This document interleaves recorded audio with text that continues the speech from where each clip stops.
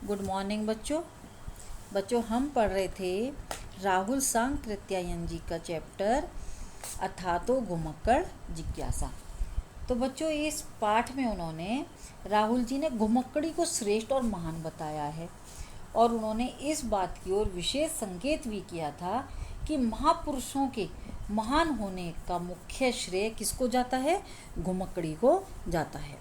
तो चलिए पढ़ते हैं। बुद्ध और महावीर जैसे सृष्टिकर्ता ईश्वर से इनकारी महापुरुषों की घुमक्कड़ी की बात से यह नहीं मान लेना होगा कि दूसरे लोग ईश्वर के भरोसे गुफा या कोठरी में बैठकर सारी सिद्धियां पा गए या पा जाते हैं। अर्थात लेखक का कहने का तात्पर्य है कि बुद्ध और महावीर जैसे जो कि सृष्टिकर्ता के रूप में यानी कि ईश्वर ऐसे महापुरुषों को कि वे घुमक्कड़ी के कारण ही ईश्वर के भरोसे रहकर या किसी गुफा या कोठरी में बैठकर ही ये सारी सिद्धियां पा गए या पा जाते हैं। यदि ऐसा होता तो शंकराचार्य साक्षात ब्रह्म स्वरूप थे, क्यों भारत के चारों कोनों की खाक छानते फिरते। अर्थात कि केवल एक गुफा या कोठरी में बैठकर ही केवल हम एक ही स्थान पर रहकर इन सिद्धियों को नहीं पा सकते, उसके लिए हमें घुमक्कड़ी का व्रत लेना होता है कि यदि ऐसे पा जाते तो शंकराचार्य जो ब्रह्म स्वरूप थे क्यों भारत के चारों कोनों की खाक छानते फिरते। शंकर को शंकर किसी ब्रह्मा ने नहीं बनाया, उन्हें बड़ा बनाने वाला था यही घुमक्कड़ी धर्म, यानी कि घुमक्कड़ी के कारण ही वे इतने विशेष बने। शंकर बराबर घूमते रहे, आज केरल देश में थे तो कुछ ही महीने बाद मिथिला में और अगले साल कश्मीर या हिमालय के किसी दूसरे भाग में। शंकर तरुणाई में ही शिवलोक सिधार गए, किंतु थोड़े से जीवन में उन्होंने सिर्फ 3 भाष्य ही नहीं लिखे बल्कि अपने आचरण से अनुयायियों को वह घुमक्कड़ी का पाठ पढ़ा गए। अर्थात कि जो शंकराचार्य थे कि आज वे केरल देश में तो कुछ महीनों बाद मिथिला में, यानी कि वे एक स्थान से दूसरे स्थान पर ही घूमते रहते थे। उन्होंने घुमक्कड़ी के धर्म को लिया हुआ था और उन्होंने अपने थोड़े से जीवन काल में यही नहीं था कि केवल 3 भाष्य ही लिखे थे, अपितु उन्होंने अपने आचरण से अपने शिष्यों को भी ऐसा पाठ पढ़ा दिया। किसका पाठ पढ़ा दिया? घुमक्कड़ी का पाठ पढ़ा दिया था कि आज भी उसके पालन करने वाले सैकड़ों मिलते हैं। वास्को डी गामा के भारत पहुंचने में बहुत पहले शंकर के शिष्य मास्को और यूरोप तक पहुंचे थे, यानी कि वास्को डी गामा के भारत पहुंचने से पहले शंकर के शिष्य मास्को और यूरोप तक पहुंच गए थे। उनके साहसी शिक्षक सिर्फ भारत के 4 धामों से ही संतुष्ट नहीं थे, बल्कि उनमें से कितनों ने जाकर वाकू रूस में धूनी रमाई, एक ने पर्यटन करते हुए वोल्गा तट पर निजनीथ नोवोग्राद के महामेले को देखा। फिर क्या था कि कुछ समय के लिए वहीं डट गया और उसने ईसाइयों के भीतर कितने ही अनुयायी पैदा कर लिए, जिनकी संख्या भीतर ही भीतर बढ़ती गई। इस शताब्दी के आरंभ में कुछ लाख तक पहुंच गई। अर्थात जो उनके शिष्य थे, जो जिन्होंने घुमक्कड़ी के धर्म का व्रत लिया हुआ था, वे कुछ समय के लिए जो वहीं जाकर रम गए थे, वहीं रहने लगे थे और उन्होंने ईसाइयों के भीतर भी कितने अपने अनुयायी पैदा कर लिए थे, जिनकी संख्या दिन प्रतिदिन बढ़ने लगी थी और कई लाखों तक पहुंच गई थी। रामानुज, मध्वाचार्य, दूसरे वैष्णवाचार्यों के अनुयायी मुझे क्षमा करें यदि मैं कहूँ कि उन्होंने भारत में कूपमंडुकता बच्चों मैंने आपको पहले भी बताया था कि जैसे कुएं का मेंढक होता है, एक ही स्थान पर रहकर वह बोलता रहता है, उसी प्रकार से लेखक का कहने का तात्पर्य है कि जो साधु संत या कोई भी एक ही स्थान पर रहकर अपने प्रचार करते हैं या सरगर्मी दिखाते हैं, भला हो रामानंद और चैतन्य का, जिन्होंने कि पंख के पंकज से बनकर आदिकाल से चले आते महान घुमक्कड़ धर्म की फिर से प्रतिष्ठापना की। पंख के पंकज बच्चों, पंख यानी कि कीचड़ से उत्पन्न यहाँ पर कमल, कि जो उन्होंने कूपमंडुकता के प्रचार में भी यानी कि उसको नष्ट करके रामानंद और चैतन्य भी इसी घुमक्कड़ी धर्म की स्थापना की थी, जिसके फलस्वरूप प्रथम श्रेणी के तो नहीं किंतु द्वितीय श्रेणी के बहुत से घुमक्कड़ उनमें भी पैदा हुए। ये बेचारे वाकू की बड़ी ज्वालामाई तक कैसे जाते? उनके लिए तो मानसरोवर तक पहुंचना भी मुश्किल था। अपने हाथ से खाना बनाना, मांस अंडे से छू जाने पर धर्म का चला जाना, हाड़ तोड़ सर्दी के कारण हर लघु शंका के बाद बर्फीले पानी से हाथ धोना और हर महाशंका के बाद स्नान करना तो यमराज को निमंत्रण देना होता है। यानी कि लेखक ने कि जो इस तरह से जो घुमक्कड़, जो द्वितीय श्रेणी के घुमक्कड़ पैदा हुए थे, वे बेचारे इस बात तक कैसे जाते कि उन्हें मानसरोवर तक तो पहुंचना ही मुश्किल था। उन्हें अपने हाथ से खाना बनाना, मांस अंडे से छू जाने पर धर्म का चला जाना, इस तरह से और अधिक उनके लिए इन सभी भावनाओं को, इन सभी परिस्थितियों के कारण उन्होंने बेचारों ने फूंक फूंक कर ही घुमक्कड़ी कर सकते थे। यानी कि इन्होंने हर चीज़ को बड़ा सोच समझकर, परिस्थितियों के वशीभूत होकर इन सब कार्यों को किया। इसमें किसे उज्र हो सकता है, यानी कि किसको इसमें ऐतराज हो सकता है कि शैव हो या वैष्णव, वेदांती हो या सदांती, सभी को आगे बढ़ाया केवल घुमक्कड़ धर्म ने। लेखक का कहने का तात्पर्य है कि चाहे कोई शैव मत को मानने वाला हो, वैष्णव हो या वेदांती हो, सभी को किसने आगे बढ़ाया था? केवल इसी घुमक्कड़ी धर्म ने उन्हें सभी को आगे बढ़ाया था। महान घुमक्कड़ धर्म, बौद्ध धर्म का भारत से लुप्त होना क्या था? तब से कूपमंडूकता का हमारे देश में बोलबाला हो गया कि जब बौद्ध धर्म का भारत से लुप्त हो गया तो तभी से कूपमंडूकता का प्रचार हो गया, यानी कि हमारे देश में उसी का बोलबाला होने लगा। 7 शताब्दियां बीत गईं। उन 7 शताब्दियों में दासता और परतंत्रता हमारे देश में पैर तोड़कर बैठ गई, यानी कि उसी समय गुलामी की जंजीरों में सभी बंध गए थे। यह कोई आकस्मिक बात नहीं थी, लेकिन समाज के अगुओं ने चाहे कितना ही कूपमंडूक बनाना चाहा। अर्थात जब जिस समय भारत से बौद्ध धर्म का लुप्त हो गया था, तो जो घुमक्कड़ी प्रवृत्ति के प्रति जो उदासीनता को माना, तो लेखक का मानना है बच्चों इसमें कि हमारा देश 7 शताब्दियों तक दासता और परतंत्रता की बेड़ियों में जब जकड़ गया, जिस कारण घुमक्कड़ी धर्म की बड़ी हानि हुई और जो बौद्ध धर्म जैसे धर्म से यहाँ से लुप्त हो गए, तो यह सब कोई एक दिन में नहीं हो गया था, यह कोई अचानक से नहीं हुआ था कुछ भी। जो समाज के अगुआ थे, जो शासक वर्ग अर्थात धर्म के अधिकारी थे, जो समाज को उन्नति के पथ पर आगे बढ़ने का उत्तरदायित्व था जिनके ऊपर, उन्होंने ही उसे कूपमंडूक बनाना चाहा।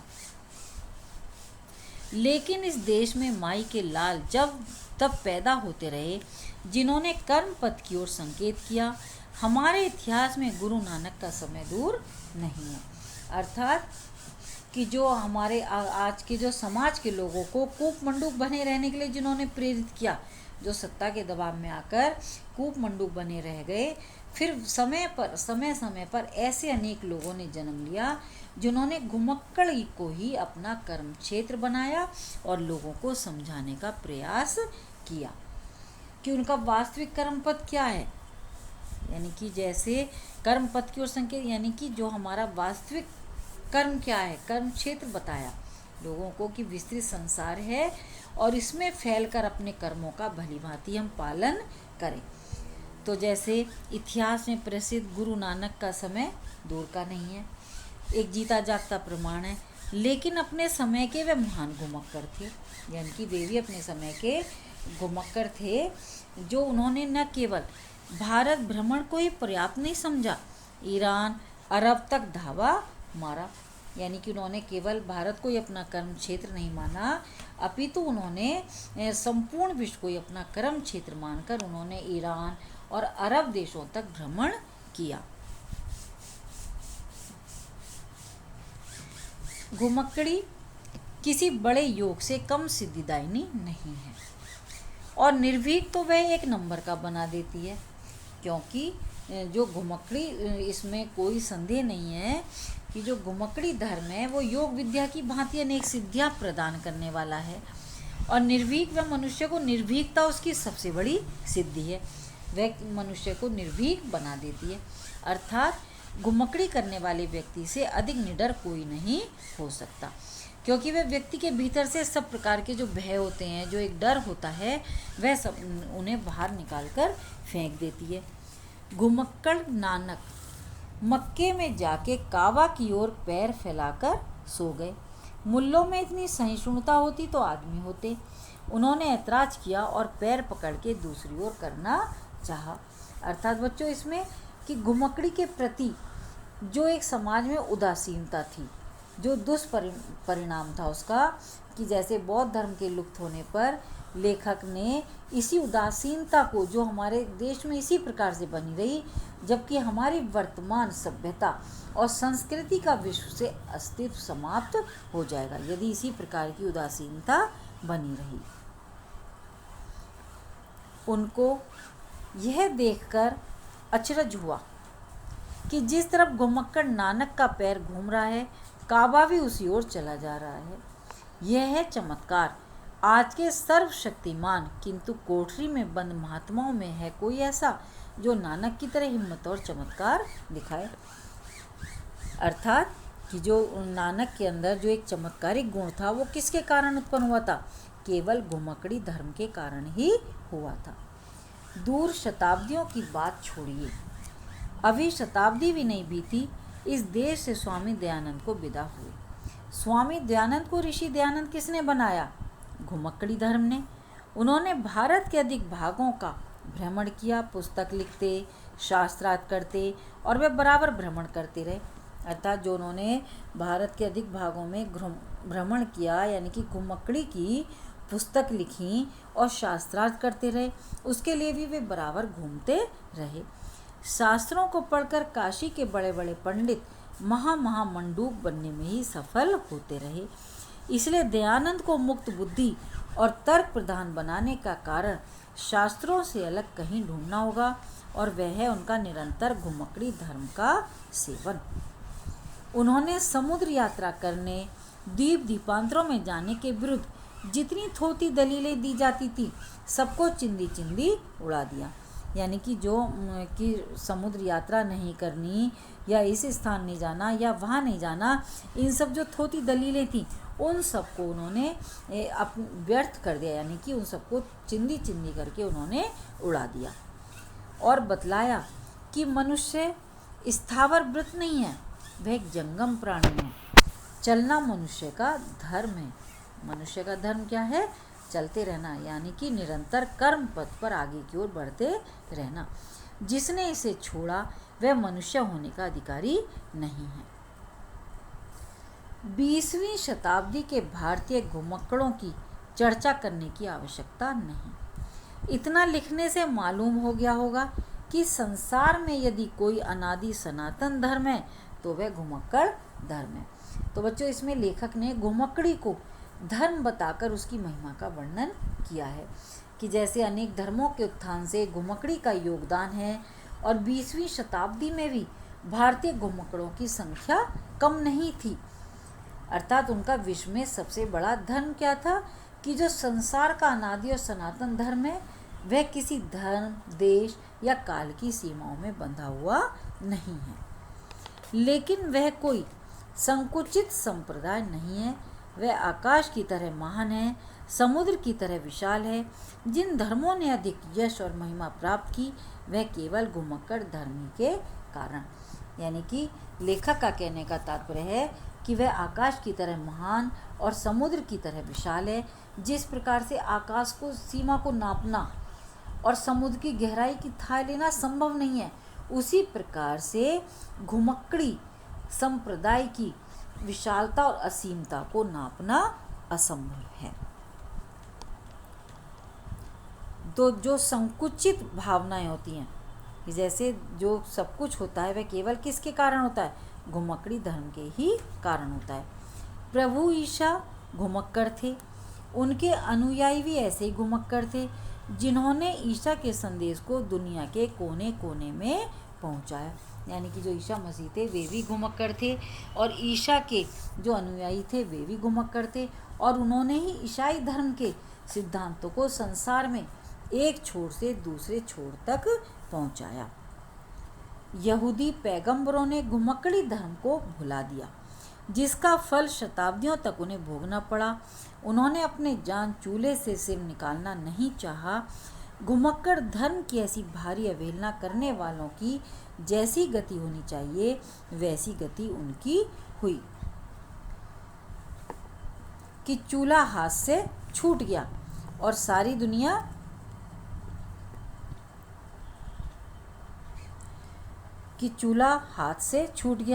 सारी दुनिया में घुमक्कड़ी करने को मजबूर हुए, जिसने आगे उन्हें मारवाड़ी सेठ बनाया। या यूँ कहिए कि घुमक्कड़ी धर्म की एक छींट पड़ जाने से मारवाड़ी सेठ भारत के यहूदी बन गए, कि जो मारवाड़ी सेठ थे वे मानो भारत के यहूदी बन गए। जिसने इस धर्म की अवहेलना की उसे रक्त के आंसू बहाने पड़े, यानी कि जिसने भी घुमक्कड़ी धर्म की उपेक्षा की उसे खून के आंसू रोने पड़े। अब इन बेचारों ने बड़ी कुर्बानी के बाद और 2000 वर्ष की घुमक्कड़ी के तजुर्बे के बल पर फिर अपना स्थान प्राप्त किया। आशा है स्थान प्राप्त करने से वह चूल्हे में सिर रखकर बैठने वाले नहीं बनेंगे। अस्तु। सनातन धर्म से पतित यहूदी जाति को महान पाप का प्रायश्चित या दंड घुमक्कड़ी के रूप में भोगना पड़ा, यानी कि जो सनातन धर्म से गिर गए थे और यहूदी जाति को जो महान अपने पाप का प्रायश्चित करना पड़ा वो उसे किसके रूप में करना पड़ा? घुमक्कड़ी के रूप में उसे भोगना पड़ा। और अब उन्हें पैर रखने का स्थान मिला, यानी कि उन्होंने भी घुमक्कड़ी के व्रत को अपनाया। आज भारत तना हुआ है, यह यहूदियों की भूमि और राज्य को स्वीकार करने के लिए तैयार नहीं है। जब बड़े बड़े स्वीकार कर चुके हैं तो कितने दिनों तक यह हठधर्मी चलेगी। लेकिन विषयांतर में न जाकर हमें यह कहना था कि यह घुमक्कड़ी धर्म है जिसने यहूदियों को केवल व्यापार कुशल उद्योग निष्णात ही नहीं बनाया, बल्कि विज्ञान, दर्शन, साहित्य, संगीत सभी क्षेत्रों में चमकने का मौका दिया। समझा जाता था कि व्यापारी तथा घुमक्कड़ यहूदी युद्ध विद्या में कच्चे निकलेंगे, लेकिन उन्होंने 5-5 अरबी साम्राज्यों की सारी शेखी को धूल में मिलाकर चारों खाने चित कर दिया। जैसे कि उन्हें माना जाता था कि वे केवल व्यापार कुशल ही नहीं कर पाएंगे, बल्कि उन्होंने विज्ञान में, दर्शन में, साहित्य, संगीत सभी क्षेत्रों में अपने आप को मौका दिया, अर्थात अवसर दिया। सबने नाक रगड़कर उनसे शांति की भिक्षा मांगी।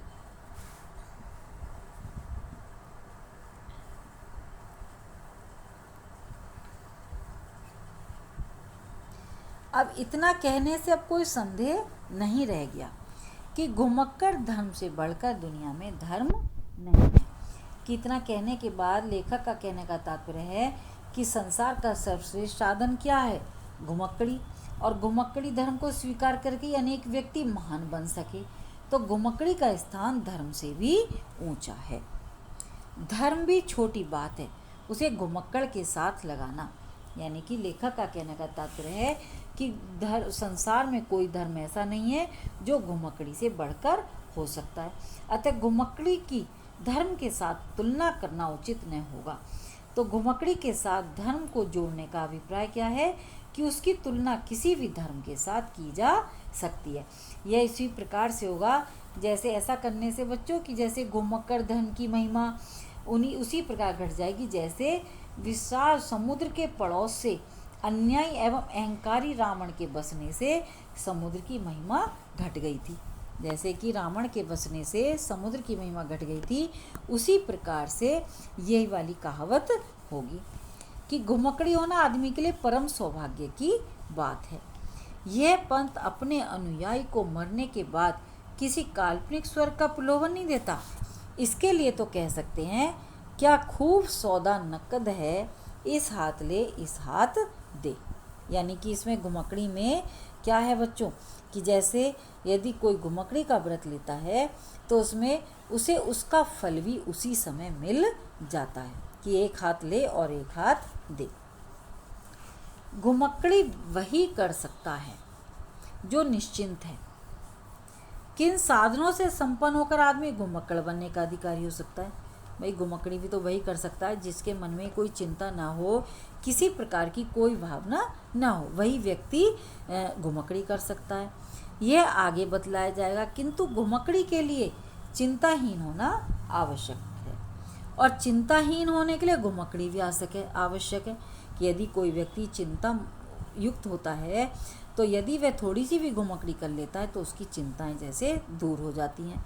तो दोनों का अन्योन्याश्रय होना दूषण नहीं भूषण, यानी कि दोनों एक दूसरे के दोष नहीं अपितु क्या है, एक आभूषण के समान है। घुमक्कड़ी से बढ़कर सुख कहाँ मिल सकता है? तो बच्चों लेखक ने इसमें कि जो व्यक्ति चिंता रहित है, सबसे अधिक सुखी व्यक्ति संसार में वही है कि जिसको कोई चिंता नहीं है।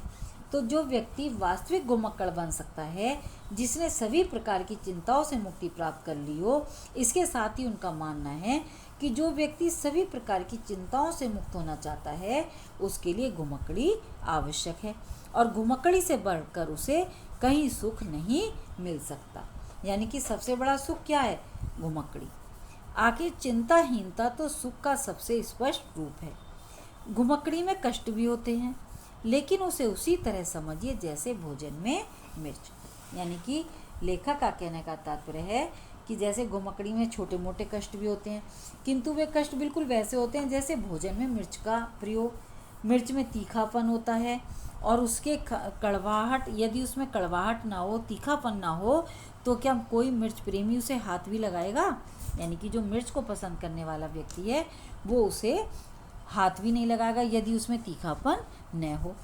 क्योंकि उसी प्रकार से घुमक्कड़ी में कभी कभी होने वाले कड़वे अनुभव उसके रस को और बढ़ा देते हैं, उसी तरह जैसे काली पृष्ठभूमि में चित्र अधिक खिल उठता है। बच्चों इसमें लेखक ने कि जिस तरह से इन उदाहरणों के द्वारा लेखक ने घुमक्कड़ी के महत्व को बताया है कि जैसे घुमक्कड़ी में कभी कभी होने वाले जो कड़वे अनुभव होते हैं वो उसके आनंद को और भी अधिक बढ़ा देते हैं। जैसे काली पृष्ठभूमि पर बनाया गया चित्र कैसा होता है? और अधिक आकर्षक हो जाता है। व्यक्ति के लिए घुमक्कड़ी से बढ़कर कोई नकद धर्म नहीं है। जाति का भविष्य घुमक्कड़ों पर निर्भर करता है। यानी कि लेखक के अनुसार प्रत्येक व्यक्ति में अनुभव प्राप्त करने और अपना विकास करने की दृष्टि से घुमक्कड़ी का विशेष महत्व है, क्योंकि इसमें जाति का भविष्य घुमक्कड़ों पर निर्भर करता है। इसलिए मैं कहूँगा कि हर एक तरुण और तरुणी को घुमक्कड़ व्रत ग्रहण करना चाहिए। तो लेखक का कहने का तात्पर्य है कि न केवल व्यक्ति के लिए अपितु किसी जाति, धर्म, समाज और संपूर्ण राष्ट्र की उन्नति के लिए एक स्थान से दूसरे स्थान की यात्रा करना आवश्यक है। तो प्रत्येक युवक युवती को घुमक्कड़ी करने का संकल्प ले लेना चाहिए कि इसके विरुद्ध दिए जाने वाले सारे प्रमाणों को झूठ और व्यर्थ का समझना चाहिए। यदि माता पिता विरोध करते हैं तो समझना चाहिए कि वह भी प्रहलाद के माता पिता के नवीन संस्करण है। तो ऐसा मान लेना चाहिए कि यदि स्थानों का भ्रमण करके व्यक्ति को विभिन्न प्रकार की भौतिक, प्राकृतिक, ऐसी आर्थिक दशाओं को देखने और समझने का अवसर मिलता है, और इसी प्रकार से यदि कोई उसमें रोक लगाता है, उसके विरुद्ध बोलता है, तो उन्हें प्रहलाद के माता पिता के रूप में समझना चाहिए, जो अपने पुत्र का ही विरोध करते थे। यदि हित बाधा उपस्थित करते हैं तो समझना चाहिए कि वे दीवान हैं, यानी कि दिन में ही अंधे हैं। धर्माचार्य कुछ उल्टा सीधा तर्क देते हैं तो समझ लेना चाहिए कि इन्होंने ढोंगों और ढोंगियों ने संसार को कभी सरल और सचेत पथ पर चलने नहीं दिया। यानी कि यदि कोई ऐसा उल्टा सीधा तर्क देते हैं तो हमें समझ लेना चाहिए कि ये सब कैसे हैं? ढोंगियों के समान हैं। यदि राज्य और राजसी नेता अपनी कानूनी रुकावटें डालते हैं तो हजारों बार के तजुर्बे की ये बात है कि महानदी के वेग की तरह घुमक्कड़ की गति को रोकने वाला दुनिया में कोई पैदा नहीं हुआ कि जो घुमक्कड़ों को रोक सके। बड़े बड़े कठोर पहरे वाली राज्य सीमाओं को घुमक्कड़ों ने आंख में धूल झोंककर पार कर लिया। मैंने स्वयं ऐसा एक से अधिक बार किया है। पहली तिब्बत यात्रा में अंग्रेजों, नेपाल राज्य और तिब्बत के सीमा रक्षकों की आँख में धूल झोंककर जाना पड़ा था। अर्थात लेखक कहता है कि ऐसे कठोर पहरे वाली राज्य सीमाओं को भी उनकी आंखों में धूल झोंककर पार करना पड़ता है, और ऐसा लेखक ने भी अनेक बार किया है। संक्षेप में हम कह सकते हैं, यदि कोई तरुण तरुणी घुमक्कड़ धर्म की दीक्षा लेता है यह मैं अवश्य कहूँगा कि दीक्षा वही ले सकता है जिसमें बहुत भारी मात्रा में हर तरह का साहस है, तो उसे किसी की बात नहीं सुननी चाहिए, न माता के आंसू बहने की परवाह करनी चाहिए, न पिता के भय और उदास होने की, न भूल से विवाह लाई अपनी पत्नी के रोने धोने की फिक्र करनी चाहिए, न किसी तरुणी को अभागे पति के कल्पने की, यानी कि जो घुमकड़ी का व्रत लेंगे तो उन्हें किसी का भी अर्थात कि किसी की भी उन्हें परवाह नहीं करनी चाहिए। बस शंकराचार्य के शब्दों में यही समझना चाहिए, निस्त्रय गुणे पथि विचरते को विधि को निषेधे, अर्थात कि मेरे गुरु कपोत राज के वचन को अपना पथ प्रदर्शक बनाना चाहिए कि इसमें किसी के भी अभागे पति की या पत्नी की या माता पिता की कोई भी यानी कि उनकी कोई परवाह नहीं करनी चाहिए कि जिन्होंने घुमकड़ी धर्म की दीक्षा ली है। सैर कर दुनिया की गाफिल जिंदगानी फिर कहाँ, जिंदगी गर कुछ रही तो नौजवानी फिर कहाँ। तो अर्थात लेखक का कहने का तात्पर्य बच्चों इसमें कि एक घुमक्कड़ को बिना समय गंवाए युवाओं को शीघ्र घुमकड़ी आरंभ कर देने के लिए उन्होंने प्रेरित किया है कि कोई व्यक्ति घुमकड़ी करके ही जीवन का वास्तविक आनंद और का अनुभव प्राप्त कर सकता है, किंतु घुमकड़ी जीवन की किसी भी अवस्था में नहीं हो सकती। बचपन और वृद्धावस्था दोनों में घुमकड़ी नहीं की जा सकती, तो क्योंकि जबकि वृद्धावस्था में शरीर की जर्जरता होती है, उसका शरीर उसकी अनुमति नहीं देता, और बचपन में उतनी बुद्धि परिपक्व नहीं हो पाती। तो इस प्रकार से घुमक्कड़ी के लिए जो सही अवस्था है वह युवावस्था ही है कि जो व्यक्ति संसार को बहुत निकट से देखना और समझना चाहता है, उसे इन जीवन के रहस्यों को या दुखों को जानना चाहता है, उसे बिना विलंब के घुमकड़ी आरंभ कर देनी चाहिए। तो दुनिया में मनुष्य जन्म एक ही बार होता है और जवानी भी केवल एक ही बार आती है। साहसी और मनस्वी तरुण तरुणियों को इस अवसर से हाथ नहीं धोना चाहिए। कमर बांध लो भावी घुमकड़ों, संसार तुम्हारे स्वागत के लिए बेकरार है। अर्थात कि इस प्रकार से मनुष्य यदि ऐसे ही कल करके मनुष्य सोचता रहेगा तो उसका सारा जीवन यूं ही समाप्त हो जाएगा, क्योंकि ऐसे साहसी मनस्वी युवक युवतियों को इस अवसर से हाथ नहीं धोना चाहिए।